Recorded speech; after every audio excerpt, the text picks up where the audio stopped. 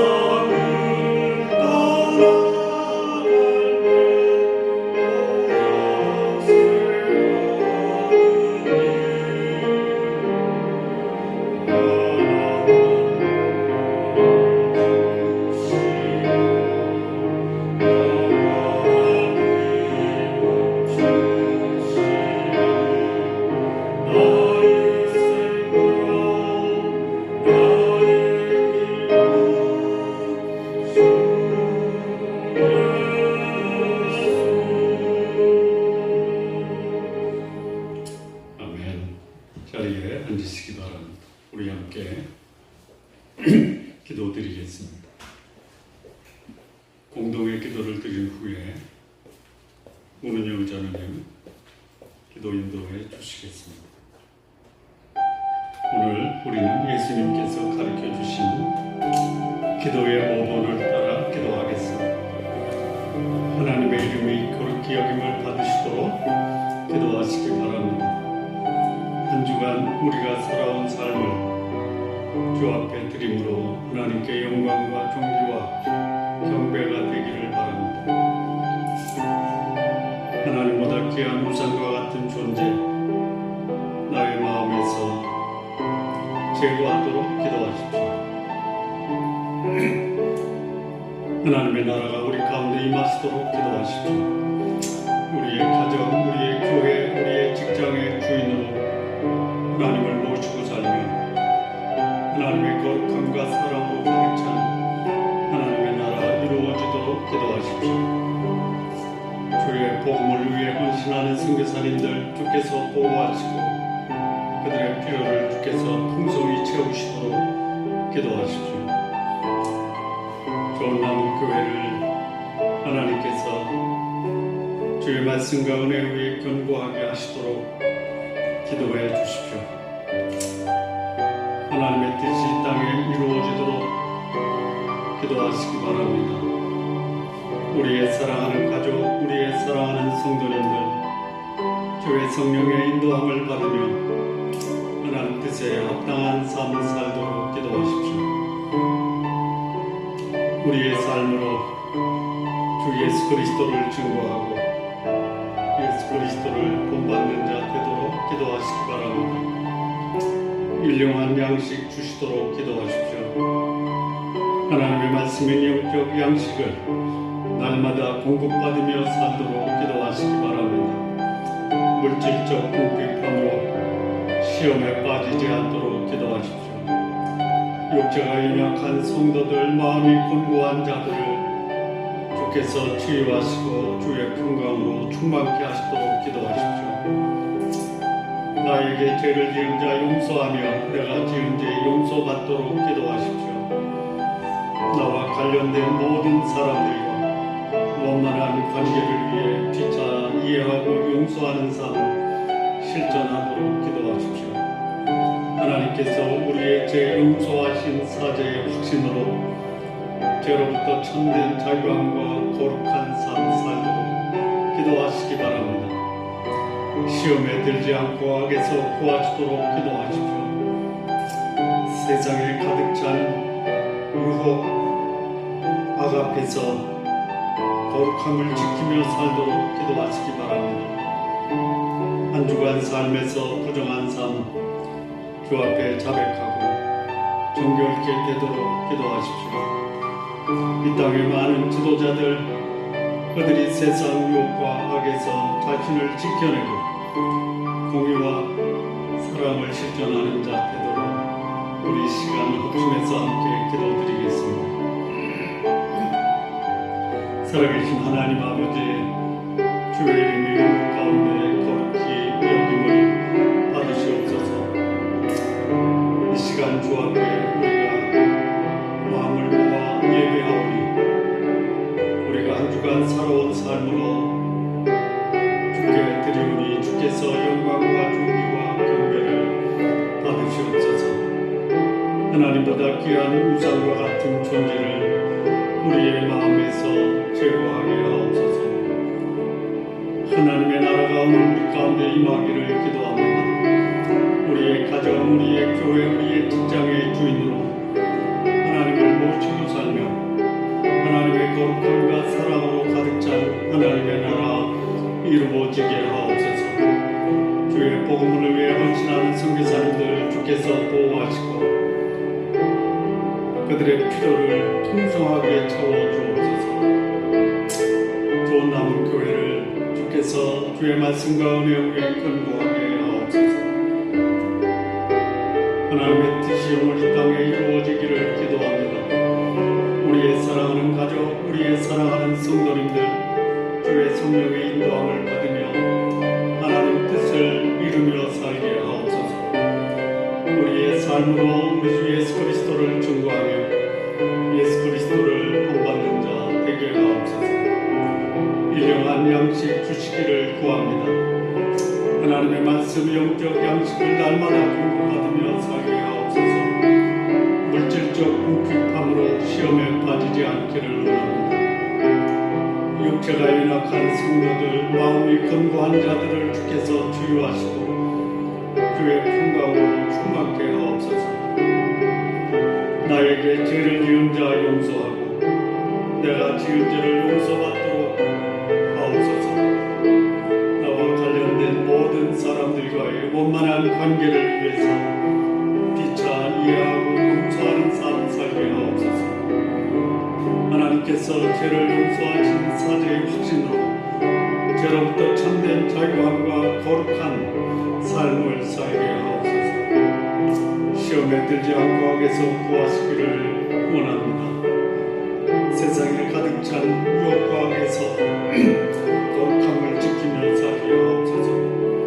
한 주간 삶에서 부정한 삶 주 앞에 시간 자백하며 우리 주 예수 그리스도의 보혈로 정결케 하옵소서. 이 땅의 많은 지도자들, 그들이 세상 유혹과 악에서 자신을 지켜내고 공의와 사랑을 실현하는 자 되게 하옵소서. 오늘 영자매님 기도 인도해 주시겠습니다. 사랑과 공의의 하나님 아버지의 거룩하심과 자비하심을 인해 오늘도 호흡하며 생명 가운데 있음을 고백하며 감사와 찬양을 드립니다. 예수 그리스도의 구원의 은혜로 하나님의 자녀로 삼아주시고 하나님의 인도하심과 보호하심 가운데 살아가게 하시니 우리 삶 가운데 하나님을 경외하고 그 영광을 드러내며 찬양하는 삶 살아가게 하여 주시옵소서. 지난 우리 삶 가운데 있었던 부정한 모습과 교만하고 열등한 생각들, 이기심과 세상을 향한 치우친 욕심들을 우리 마음 가운데서 제거하여 주시고 먼저 하나님 나라와 의를 구하며 겸손히 하나님의 뜻을 따라 하나님이 기뻐하시는 삶을 이루어가는 복된 삶 살게 하여 주시옵소서. 우리에게 허락하신 삶의 모든 영역에서 사랑과 겸손함으로 섬기고 정직과 성실함으로 힘써 수고할 때에 하나님의 나라가 임하게 하시고 복음의 통로가 되는 삶 살아가게 하여 주시옵소서. 일일이 헤아리지 못하나 힘든 시간들을 지나고 있는 자들을 기억하여 주시고 보살펴 주시기를 간구합니다. 육체의 연약함 가운데 있는 자들을 친히 치료하여 주시고 건강이 회복되도록 주장하여 주시며 경제적인 필요가 있는 자들에게 궁핍함이 없도록 공급하여 주시고 채워주시기를 원합니다. 마음이 힘들고 공고한 자들에게는 평안의 주인 되시는 하나님 아버지의 위로를 온전히 경험하고 유지할 수 있는 은혜를 더하여 주시옵소서. 주께서 우리 죄값을 치르시고 구원하여 주신 은혜를 항상 기억함으로 다른 이에 대해 함부로 판단하거나 정죄하지 않게 하시고 용납하고 용서하는 삶 살아가게 하시고 서로 권면하고 덕을 세우는 데 힘쓰게 하여 주시옵소서. 이 나라를 긍휼히 여겨주셔서 주의 통치하심과 주의 도로 다스려지는 나라 되게 하시고 국민과 나라를 위해 섬기겠다 하는 자들이 권력과 아집, 탐욕에 빠지지 말게 하시며 깨끗하고 정직하며 선한 양심으로 봉사할 자들이 지도자로 세워지게 하여 주시옵소서. 좋은 나무 교회가 하나님의 은혜 가운데 든든히 세워져 가게 하시고 세상의 변화 속에서 하나님의 말씀 가운데 참된 것을 분별하게 하시며 성도들의 가정을 세상의 유혹과 악에서 보호해 주시고 믿음 가운데 굳건히 서서 예수님을 주인으로 모시고 살아가게 하여 주시옵소서. 다음 세대들을 주께서 인도하여 주셔서 힘든 시기들을 잘 헤쳐나갈 수 있는 지혜와 명철 주시고 하나님과의 친밀한 교제 가운데 성령님의 인도하심을 따라 날마다 살아가게 하여 주시옵소서. 선교사님과 그 가족들을 주의 능력으로 보호하여 주시고 사역 가운데 간섭하여 주셔서 때마다 일마다 하나님의 일하심과 인도하심을 경험케 하시며 낙심하지 않는 가운데 복음의 귀한 열매 맺게 하여 주시옵소서. 담임 목사님과 직분자들의 가정을 믿음으로 견고하게 세워주시옵소서. 주시고 영육간에 강건하게 하셔서 주의 사명 감당하기에 어려움이 없게 하시며 마음 가운데 주의 평안으로 늘 채워 주시옵소서. 예배를 통해 하나님의 사랑을 경험하고 그 뜻대로 거룩하게 살아가기를 소원하오며 이 모든 말씀 예수님의 이름으로 기도합니다. 아멘. 하늘에 계신 우리 아버지가 이름이 거룩히 여김을 받으시오. 나라가 임하옵시며 뜻이 하늘에서 이루어진 것 같이 땅에서도 이루어지리이다. 오늘날 우리에게 일용할 양식을 주옵시고 우리가 우리에게 죄 지은 자를 사하여 준 것 같이 우리 죄를 사하여 주옵시고 우리를 시험에 들게 하지 마옵시고 다만 악에서 구하옵소서. 나라와 권세와 영광이 아버지께 영원히 있사옵나이다. 아멘.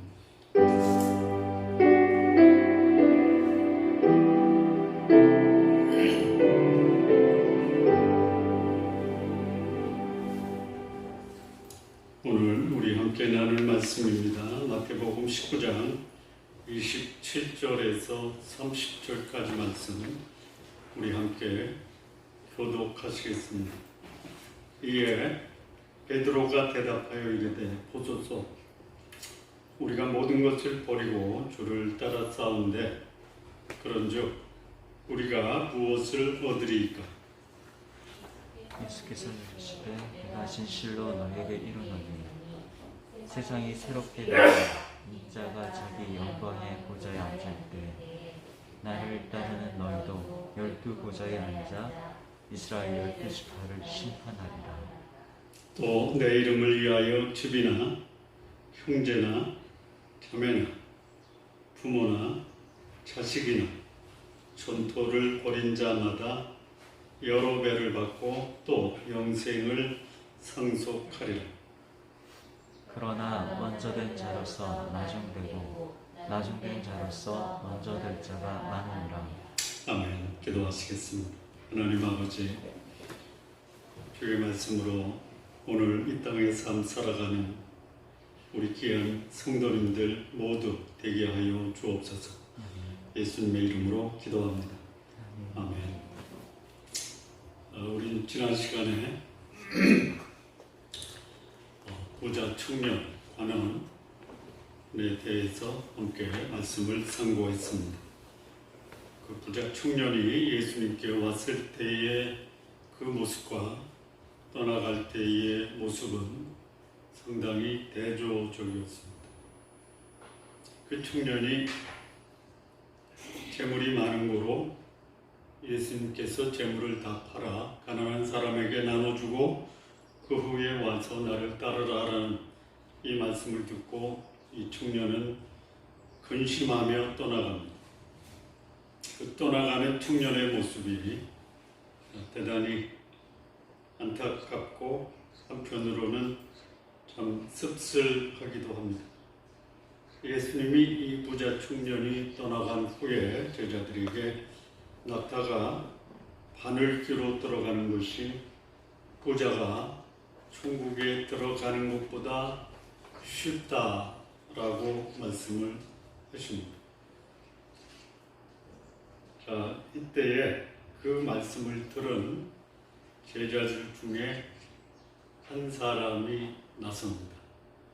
제자들 중에 나서기 좋아하는 사람이 누굽니까? 베드로입니다. 아무나 나서는 게 아닙니다. 베드로 같으니까 나서는 거예요. 12명의 제자 중에 베드로가 나섭니다. 그리고 그는 할 말을 합니다. 베드로를 보면 그의 인간된 됨됨이에서 우리가 볼 수 있는 뭐랄까요? 독특한 특징이 뭘까요? 쉽게 얘기하면 나서기를 좋아한다. 그렇게 얘기하면 좀 나서지 말라라는 생각이 드는데 베드로마저 나서지 않으면 누가 나서요? 그래서 나서기를 좋아한다라는 말은 조금 우리가 가려서 할 필요가 있고 어떤 인상을 받냐 하면 다듬어지지 않은 원석이다. 이런 그러니까 보석은 보석인데 뭐에 다듬어지지가 않았다. 그런 인상을 받습니다. 그래서 예수님이 이 베드로를 어떻게 하시냐면 다듬어 가십니다.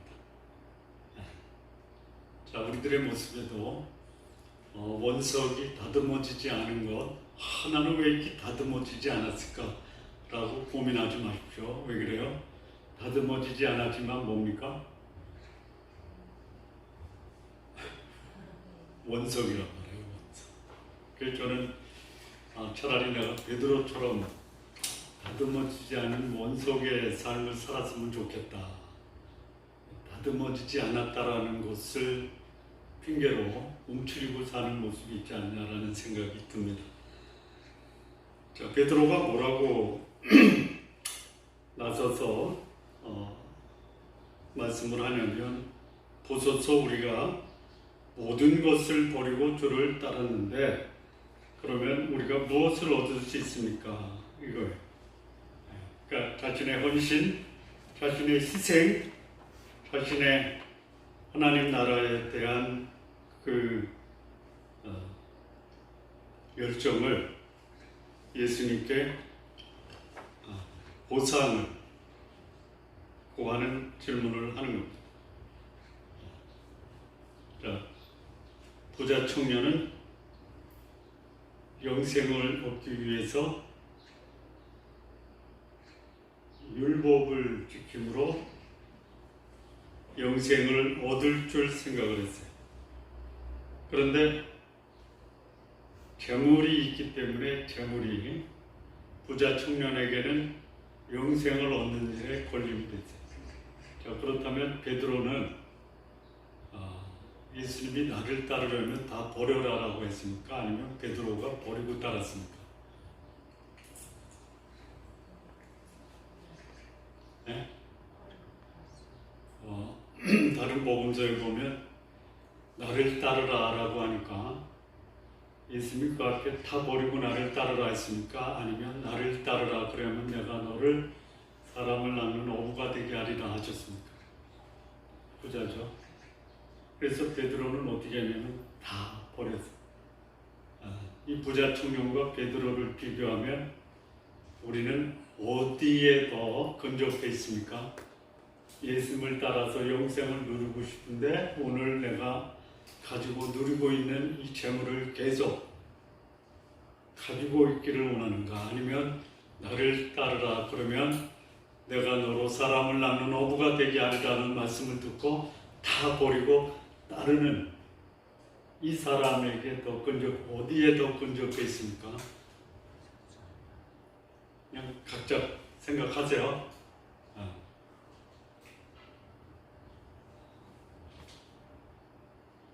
자, 예수님을 믿는 사람에게 행함도 필요해요.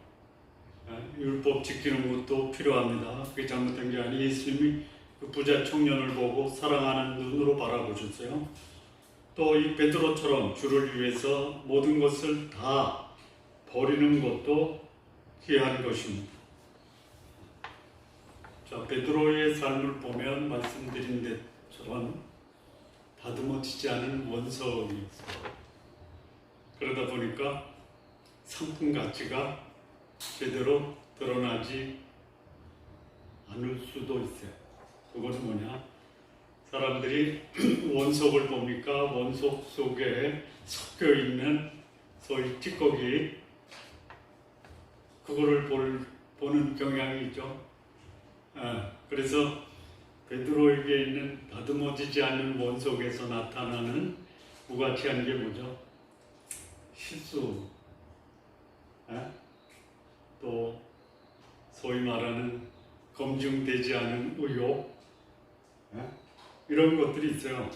그래서 그것으로 인해서 베드로를 바라보는 저와 여러분들이 그것만 참 고쳤으면 좋겠다라는 생각이 들죠.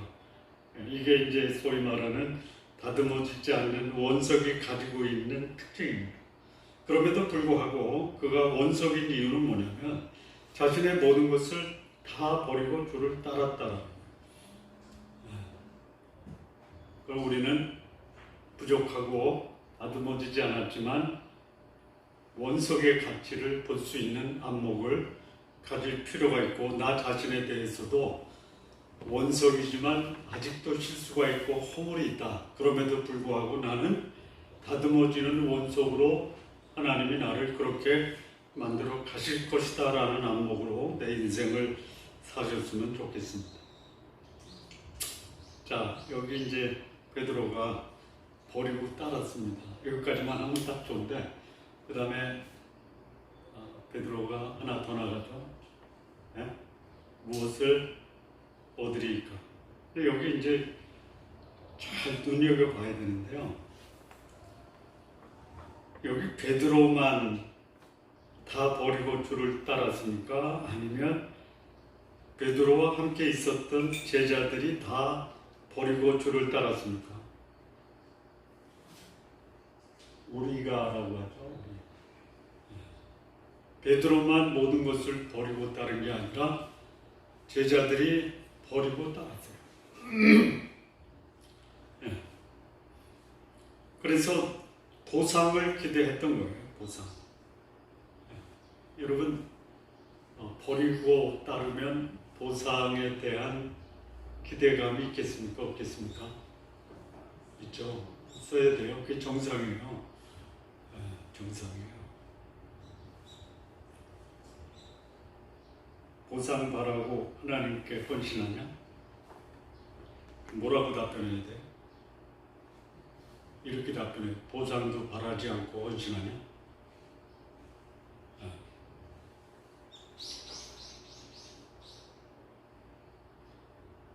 헌신하는 모습이 바람직한 모습이지만 헌신하는 자에게 하나님이 예비하신 보상이 있다. 자, 그런데 이제 여기서 하나 더 보면은, 자, 예수님이 이 땅에 하나님의 뜻에 순종하기 위해서 오셨죠. 그렇죠? 근데 그분의 모습은 보상을 바라고 그렇게 하신 겁니까? 아니면 하나님의 뜻에 순종하고 나서 하나님이 순종하신 예수님께 허락하신 보상이 영광스러운 겁니까? 보상을 기대하고 하신 겁니까? 순종하고 나니까 영광이 찾아온 겁니까? 순종. 네. 예수 믿는 사람이 따르면은, 다 버리고 따르면은, 따르는 자의 모본을 자신의 삶에 적용해야죠. 예수님은 근본 하나님의 본체이십니다. 그런데 하나님과 동등됨을 취할 것으로 여기지 않아요. 의도적으로. 그리고 자기를 비워 종의 형태를 가져 사람들과 같이 되셨고 사람의 모양으로 나타나사 죽기까지 순종하셨으니 곧 십자가에 죽으십니다. 이게 예수님이 하신 거예요. 거기서 끝이에요. 그랬더니 그 다음 일은 누가 하세요? 하나님이 하세요. 하나님께서 그를 지극히 높여 모든 이름 위에 뛰어나게 하시고 모든 무릎을 그 발 아래 꿇게 하시고 모든 입으로 예수를 주라 시인하여 하나님께 영광이 되게 하셨어요. 자, 하나님이 하신 게 예수 그리스도를 높였는데 예수 그리스도를 사람들이 높인 것이 궁극적으로 누구를 높이는 거예요? 하나님 아버지를 높이는 거예요. 하나님이 우리의 삶을 영광스럽게 하실 수 있어요. 그래서 초점이 우리에게 맞춰지는 것이 아니라 하나님 아버지께 그 영광이 돌아가게 하십니다. 예수님은 어떤 대가, 보상을 요구하지 않고 창세전에 하나님이 계획하신 인간을 향한 그분의 사랑을 모든 것을 버리고 하나님 뜻에 순종하면서 하나님의 뜻을 성취하신 것입니다. 그러나 성경은 앞서 말씀드린 것처럼 하나님께 헌신한 사람들, 그 헌신의 가치를 깊이 보세요. 헌신에 대한 보상을 반드시 하시는 분이 하나님. 그런데 사실 제자들이 버리고 따르는 삶에 있어서 그들이 얻고자 하는 보상보다 더 큰 보상이 뭐예요? 그가 따를 수 있는 위대한 스승과 메시아가 있었더라. 역사의 위대한 인물들을 보면 제자들이 있어요. 훌륭한 제자들이 있어요. 소크라테스도 있었어요. 공자님도 있었어요. 부처님도 계셨어요. 그 제자들이 자기의 스승으로부터 뭘 보상을 기대했습니까? 뭘 기대했냐면 그 스승이 자기의 스승이었다라는 것이 보상이에요. 그들이 지상에 살면서 자기 스승으로 인해서 받은 그 보상이 우리가 기대하는 보상과 같냐? 그렇지 않아요. 그들이 존경하는 스승을 모시고 있었다라는 것이 역사 속에서 그들을 가장 가치 있는 자로 만들었더라. 베드로가 그걸 놓치고 있는 거예요. 여러분이 예수를 믿고 나의 메시아요, 나의 하나님으로 믿고 있다라는 이거보다 더 큰 보상이 있습니까? 여쭤보죠. 그게 최고의 보상. 그럼에도 불구하고 예수님은 나를 따르고 모든 것을 버린 자에게 큰 보상이 있다라고 말씀하세요. 자, 이 구약에도 하나님 앞에 자신의 인생을 바치고 거룩한 삶을 살고 그럼에도 불구하고 지상에서 핍박을 받고 포로로 잡혀간 사람이 있어요. 그런데 그를 하나님이 자신에게 자신의 인생을 드렸다라는 헌신의 보상으로 복을 주시는데 어떤 복을 주시냐면요. 다니엘서 12장 3절 말씀입니다. 다니엘 아시죠? 지혜 있는 자, 하나님으로부터 받은 지혜. 그 지혜 있는 자는 궁창의 빛과 같이 빛날 것이고 많은 사람을 옳은 대로 돌아오게 한 자는 별과 같이 영원토록 빛나리라. 이런 보상을 해주십니다. 주를 위해 헌신한 사람들에게 하나님은 그들을 위한 면류관을 천국에서 준비하십니다. 참 면류관이 참 많더라고요. 그냥 소개만 하면요. 썩지 않은 면류관이 있어요. 이거 뭐냐면 믿음의 경주를 완주한 사람에게 주시는 의의 면류관이 있습니다. 선한 싸움을 싸우고 믿음을 지킨 자에게 주시는 면류관, 생명의 면류관이 있어요. 시험을 참는 자에게 주시는 겁니다. 생명의 영광의 면류관이 있어요. 목자장이 나타났을 때에 그 목자의 역할을 한 사람들에게 주시는 면류관, 금면류관도 있습니다. 24장로들이 흰 옷을 입고 머리에 금면류관을 썼다라고 자랑의 면류관도 있어요. 우리의 소망이나 기쁨이나 자랑의 면류관이 바로 너희다라고 말씀합니다. 이보다 더 큰 가장 큰 면류관이 뭐냐? 예수 그리스도. 자, 오늘 본문이 모든 것을 다 버리고 주를 따르는 자에게 주시는 그 보상이 뭐냐? 몇 가지 함께 생각을 해보겠습니다. 첫째는 28절.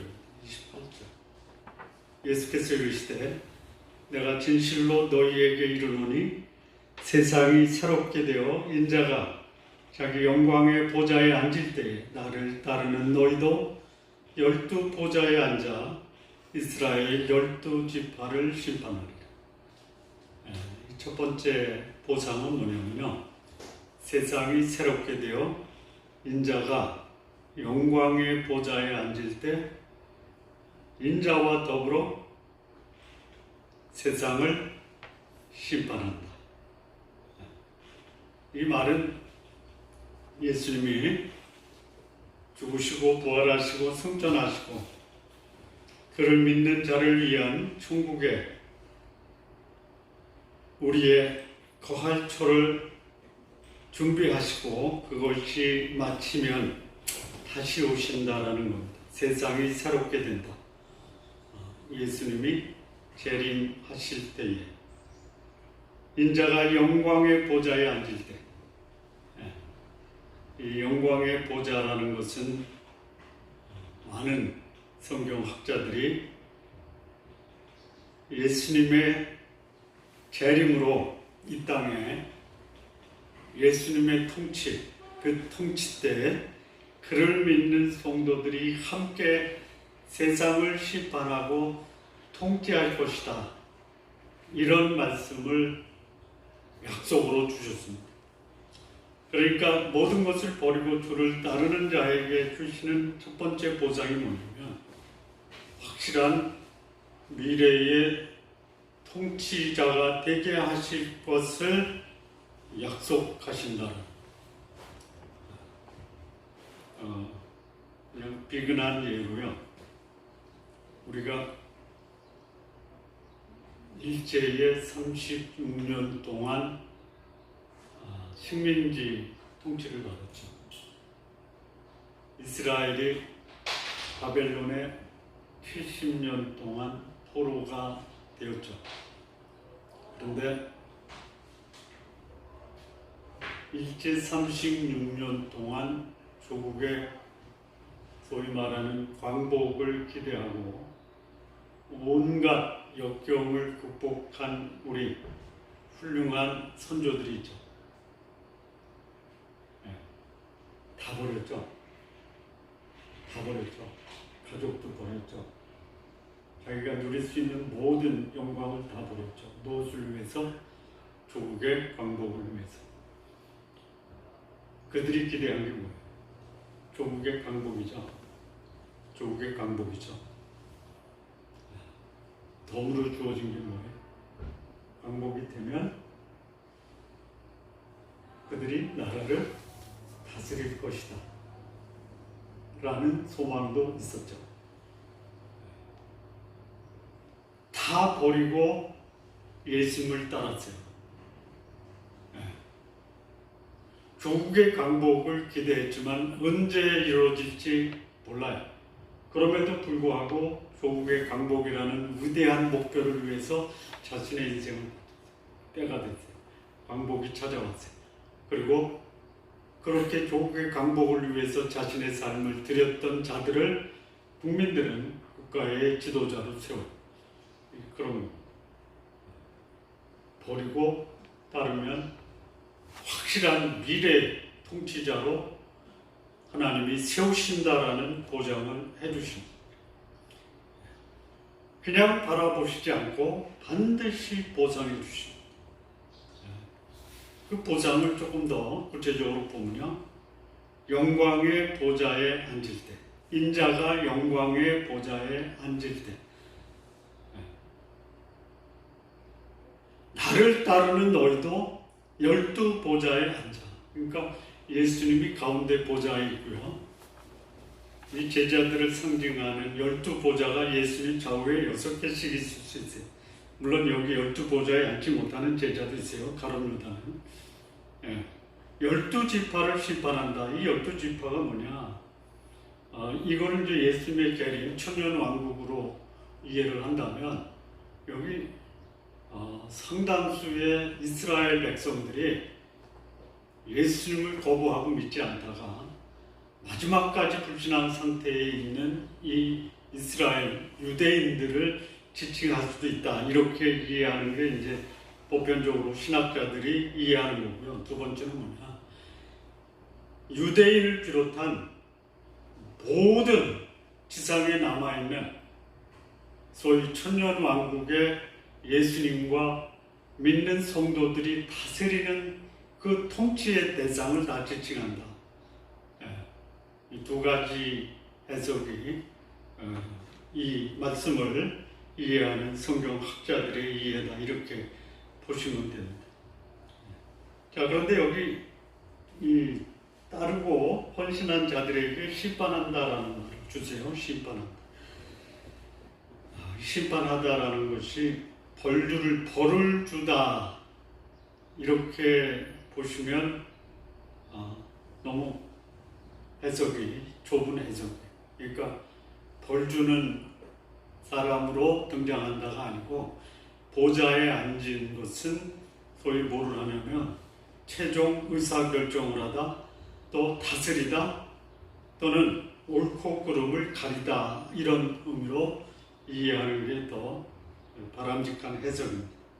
그래서 모든 것을 버리고 헌신한 자들에게 예수님은 그가 재림하셔서 세상을 통치하실 때, 12보좌에 앉아 세상을 통치할 때 주를 위해 다 버리고 다른 자들과 함께 통치자로 세상을 다스리게 하신다.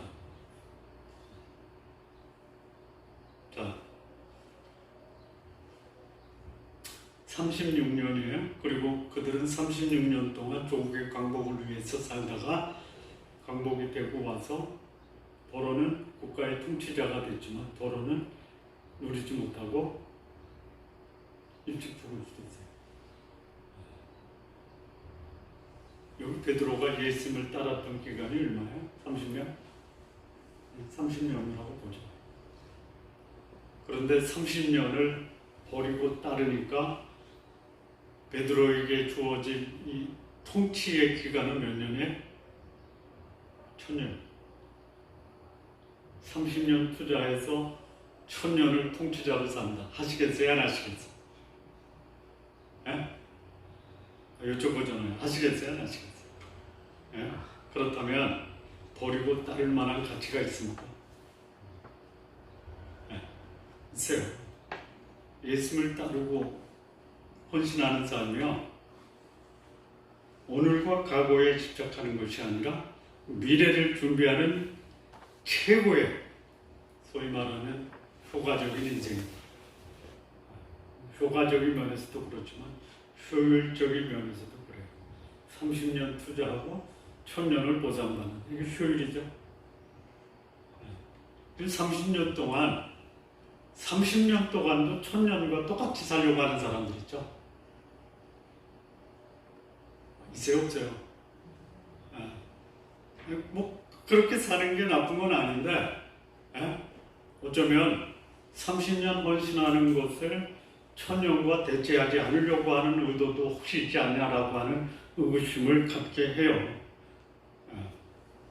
자, 이렇게 자신의 삶을 예수님을 위해서 버리고 따르면요, 자,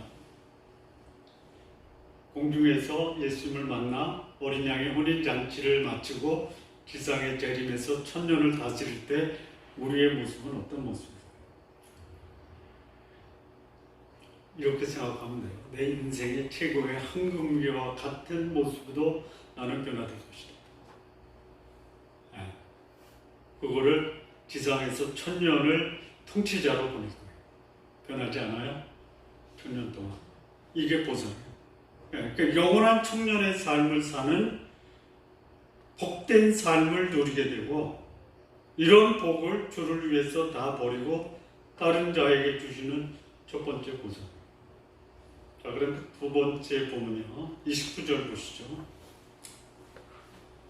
또 내 이름을 위하여 집이나 형제나 자매나 형제나 자식이나 전토를 벌인 자는 여러 배를 받고 또 영생을 상속하리라.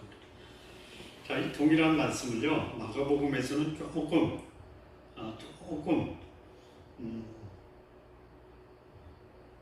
다른 말씀을 추가합니다. 마가복음 10장 29절 30절인데, 예수께서 이르시되 내가 진실로 너희에게 이르노니 나와 복음을 위하여 집이나 형제나 자매나 어머니나 아버지나 자식이나 전토를 벌인 자는 현세에 있어서 집과 형제와 자매와 어머니와 자식과 전토를 100배나 받되, 그 다음에 나오는 게 있습니다. 박해를 겸하여 받고 내세에 영생을 받지 못할 자가 없느니라. 버린 자요, 버려야 돼요. 헌신이, 희생이. 그런데 현세에 내가 버리고 드린 것에 몇 배를 받냐면요, 100배를 받아요.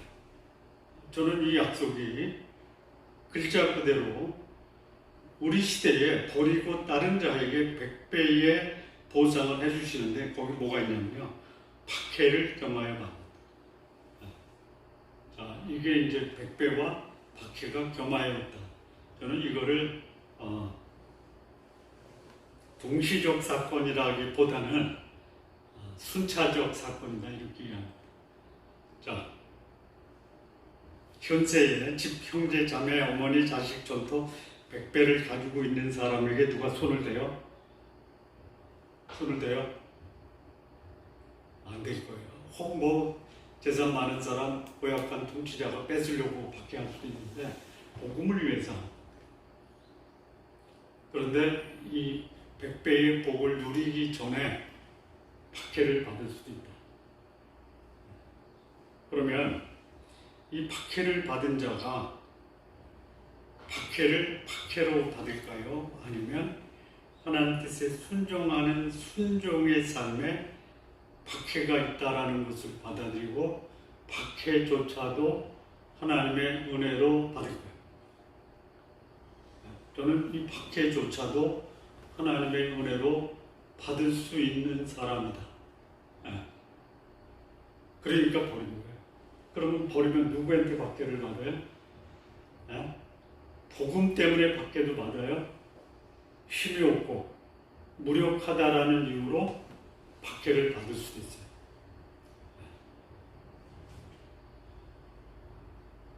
자, 예수님이 하나님으로 이 땅에 오신 하나님의 아들인데 그의 육신의 가족들이 예수님을 미친 사람 취급을 했어요.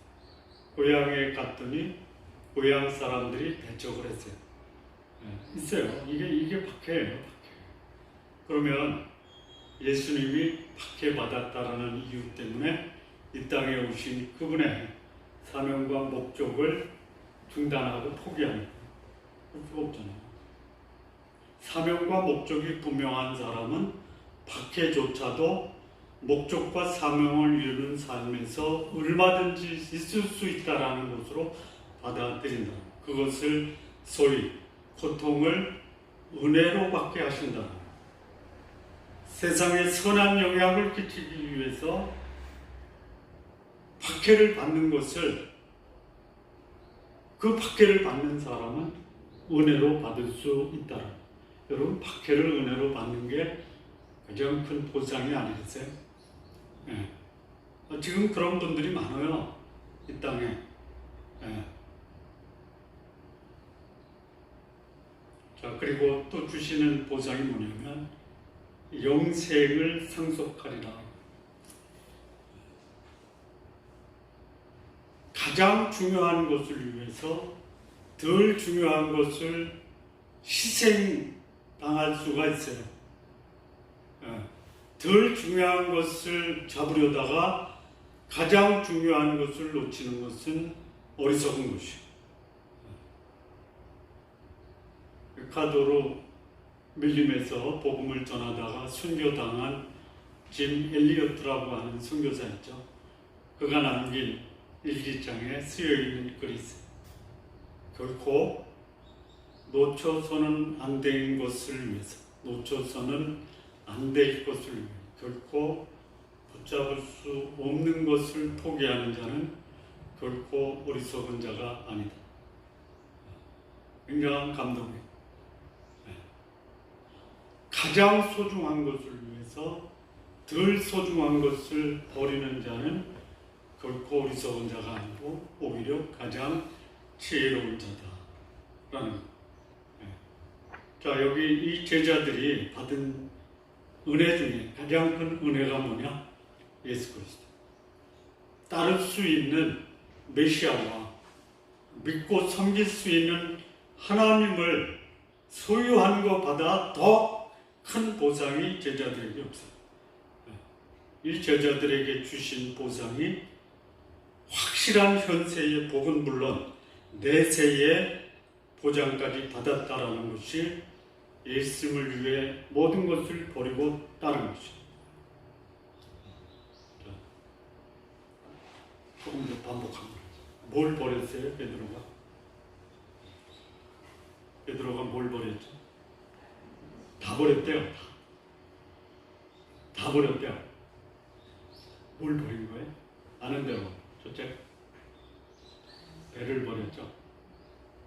네? 또 뭘 버려요? 네? 가족 버렸죠. 오죽하면 장모님이 머리 싸매고 들어놓아요. 예? 그리고 성경에는 전혀 나오질 않아요. 뭐가 안 나오냐면요, 제자들의 자녀들이 전혀 나오질 않아요. 없어서 안 나올 수도 있고요. 예? 제자들의 사역에 이 자녀들이 전혀 걸림이나 침이 되지 않았다. 왜 그럴까요?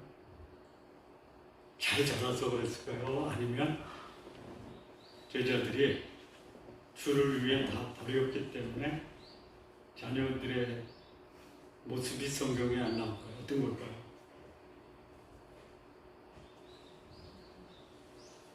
저는 주를 위해 다 버렸다 이런 생각이 들어요.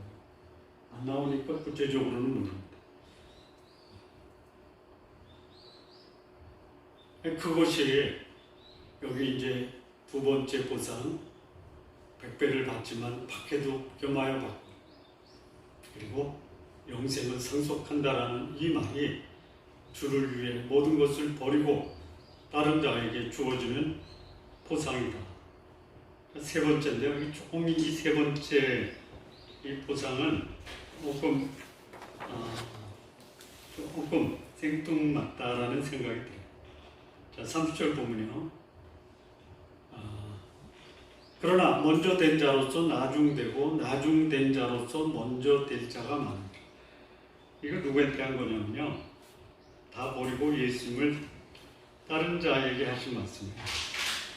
그러니까 이 말씀을 하시는 대상이 베드로가 될 수도 있어요.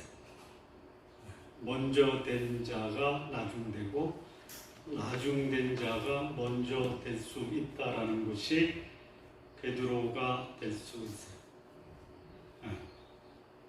그러니까 첫 번째와 두 번째 보상은 충분히 납득이 되고 공감이 되고 이해가 되는데, 세 번째 말씀이 보상이다라고 하기에는 조금 더 추가적인 설명이 필요로 합니다. 그러니까 이 베드로의 질문에 대한 전체적인 맥락에서 보는 것보다 일반적 차원에서 훨씬 이해하는 게 쉬운데, 모든 것을 버리고 주를 쫓으면 먼저 된 자가 나중되고 나중된 자가 먼저 된다라는 말이 조금 이상해요. 그럼 이거를 모든 것을 버리고 주를 따른 자에게 주시는 보상과 어떻게 연결시킬 수 있는가, 이 점을 집중해서 이해할 필요가 있습니다. 보상이에요? 경고예요? 경고죠? 근데 그게 보상이에요? 미리 알려주는 거예요? 그러지 말아라. 첫 번째, 두 번째 받은 보상을 끝까지 누리려면 조심해라. 시작은 처음인데 결과는 마지막이 됐다라는 가능성이 너에게도 있다. 그걸 미리 예수님이 베드로에게 경고의 말씀이다. 예수님이 재림하실 때 영광의 보좌에 앉는다. 이스라엘과 세상을 통치한다라는 보상, 100배의 보상을 받되 핍박도 받지만 영생을 얻는다라는 보상. 그런데 꼴찌 인생이 될 수 있어. 아니, 보상을 받은 후에 처음 된 자가 나중되고 나중된 자가 처음 된 자가 된다라는 소위 말하는 이 반전의 의미가 뭐냐? 있습니까? 반전이 있을 수 있다. 시작이 좋으면 어떻게 해야 돼요? 끝까지 좋아야 돼요. 예수님의 삶을 보면은요, 처음 되고 마지막에도 처음 되죠. 나를 쫓기 위해서 다 버렸으면 시작도 내 삶을 본받고 과정도 나를 본받고 마지막도 나처럼 돼야 된다. 그게 뭐예요? 과정 속에서는 버리고 다른 곳에 100배의 보상을 받고 영생에 대한 확신도 갖고 마지막에는 영광의 보좌에 앉아 세상을 통치하는 처음은 다소 손해보는 것 같지만 과정 속에서 보상을 받고 마지막까지 보상을 누리는 삶을 살아야 되는데 시작은 다 버렸어. 그런데 과정 속에 보상을 해주니까 추락해버립니다. 무엇이 오히려 마지막을 더 초라하게 만들어요? 그런 마지막이 초라하고 비참해지는 삶은 살지 말아라. 예수를 믿고 따르는 자에게는 틀림없이 하나님이 보상을 하시는데 그렇다고 그 보상이 영원히 지속되는 변하지 않는 보상이다라고 장담하지는 말아라. 언제 그 축복과 영광이 사라져요? 언제? 처음 된 자라고 소위 목에 뭐를 줘요? 힘을 주고요. 거드름 피우고요. 교만해지면 보상은 한순간에 사라진다라는 말씀으로 들려요. 제자들에게 주신 약속이 기대 이상의 보상이에요. 그 약속을 받아요. 그래서 그것이 자신의 희생이나 헌신의 대가였다. 그래서 마음속에 내가 하나님 나라를 세우는데 혁혁한 공을 세웠다 라고 생각할 수 있어요. 이게 뭐예요? 교만이에요. 교만. 자, 우리는 성경의 수많은 기적들을 봅니다. 기적 중에 하나, 감동을 주는 기적이 뭐냐면 오병이어의 기적. 물고기 2마리, 보리떡 5개를 가지고 온 소년 5,000명에게 띄어 나눠줄 때 뭐 끊임없이 나오는 거예요. 그때 이 소년이 생각할 때 내가 이것을 안 가지고 왔으면 어떻게 되었을까라고 생각할 수 있죠. 근데 그 말씀이 없어요. 얼마나 다행인지 몰라요. 오히려 야 이거 아무것도 아닌데 예수님께 드리니까 기적이 나타나네. 아유 내 것도 하나님이 써주시네. 아니 아무것도 아닌데 그 말도 성경에 안 나타나요. 자, 2가지 중에 이 소년이 어떤 것을 취할 가능성이 높겠어요? 아무것도 아닌 것을 써주시는 하나님의 은혜에 감동을 한 거예요. 그런데 모든 사람이 그렇지 않다. 여러분, 하나님의 사람들이 처음부터 그렇게 교만하고 돈 밝히는 게 아니에요. 초막에서 시작을 했대요. 하나님 축복하세요. 그랬더니 이제는 하나님의 은혜가 아니라 하나님이 주신 축복이 자기 인생을 걸고 그래서 인생의 마지막에 갈수록 추해질 수 있다는 그러지 마라. 여기 예수님이 베드로에게 경고하시는 거예요. 내가 주신 은혜와 하나님이 주신 은혜와 특권을 나를 내세우는 교만하고 거드름을 피는 도구로 사용하지 말아라. 그렇다면 그 하나님이 주신 은혜와 특권이 누구한테 넘어간다? 아무것도 아닌 사람에게 넘어가요. 다음 주에 포도원 품꾼의 비유를 말씀할 거예요. 요 베드로에게 말씀하신 처음 된 자가 나중 되고 나중 된 자가 처음 된다라는 아주 좋은 사례를 예수님이 제자들에게 말씀하세요.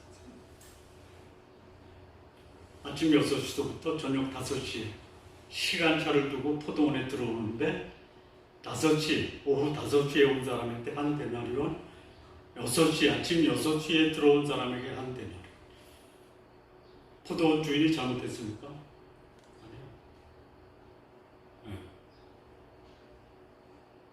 6시에 왔기 때문에 오후 5시에 온 사람에 비해서 적어도 1,500은 더 받겠죠. 누구 생각이에요? 자기 생각이에요.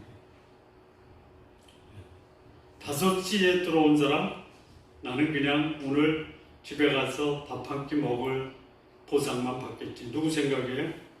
자기 생각. 예, 이럴 수 있어요. 여러분, 보상은 기대하세요. 그렇다고 내가 남보다 낫다. 아니요. 이 오병이어의 기적의 주인공 소년에게는요, 내가 드렸다라는 그런 자기 희생과 헌신에 대한 생각 드렸어요. 그랬더니 그걸 가지고 하나님이 역사하시고 우리를 써주시는 것에 대한 하나님의 은혜에 감사하시면서 사시기 바랍니다. 오히려 쓸모없는 나를 써주시고 또 누군가 나를 칭찬할 때 이렇게 하세요. 저는 무익한 종입니다. 마무리 짓겠습니다. 우리 신앙인들이 바꿔야 될 의식이 있어요. 소위 내 것을 드렸다. 내 것을 드렸다. 그게 아니라 주님의 것을 주님께 드렸다라는 의식을 가져야 돼요. 쓸모있는 존재다라고 하는 것을 넘어 쓸모없는 자를 사용해 주셨다라는 의식을 가져야 돼요. 내가 있어야 하나님의 나라가 견고해질 수 있다라는 생각이 아니라 나 같은 자도 써주시네 하는 겸손함을 가져야 돼요. 이런 의식의 전환이 있어야 함에도 하나님은 여전히 하나님을 위해서 모든 것을 버리고 쫓은 자를 보상하시고 그 보상이 다른 사람에게 넘어가지 않도록 권면의 말씀을 해주십니다. 우리 성도님들 보상도 받으시고 그 보상을 평생에 영원히 간직하며 살아가시는 성도님들 되시기를 진심으로 바랍니다.